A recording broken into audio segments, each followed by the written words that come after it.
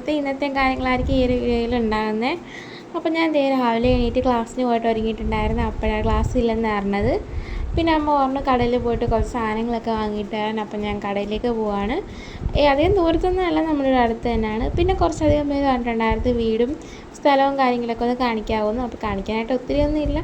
അത് കാരണമാണ് ഞാൻ അത് തനിയെ ഒരു വീഡിയോ ആയിട്ട് ചെയ്യാത്തത്.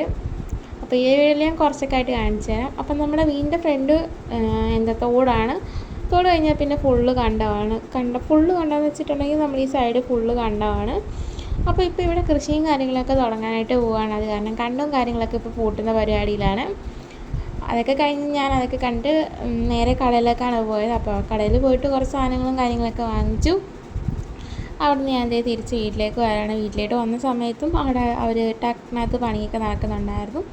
അപ്പോൾ അതൊക്കെ കഴിഞ്ഞ് വീട്ടിൽ വന്നിട്ടാണ് ഞാൻ രാവിലത്തേക്ക് ഫുഡൊക്കെ കഴിച്ചത്. അത് കഴിഞ്ഞപ്പോഴത്തേക്കും ഇവനാണെങ്കിൽ ഒരു കൊക്കുമുണ്ടിയും പിടിച്ചുകൊണ്ട് വന്നിട്ട് ഇങ്ങനെ പറത്തി വിട്ട് കളിക്കുന്നുണ്ടായിരുന്നു കുറച്ച് നേരം. പിന്നെ അവൻ്റെ കൂടെ കുറച്ച് നേരം നിന്നു.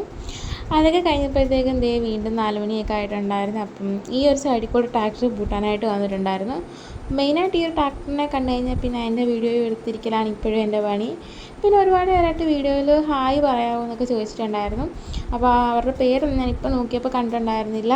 അപ്പോൾ ഈ ഒരു വീഡിയോയുടെ അടിയിൽ പേര് പറയുകയാണെങ്കിൽ ഞാൻ നെക്സ്റ്റ് വീഡിയോയിൽ എന്തായാലും പറയുന്നതായിരിക്കും.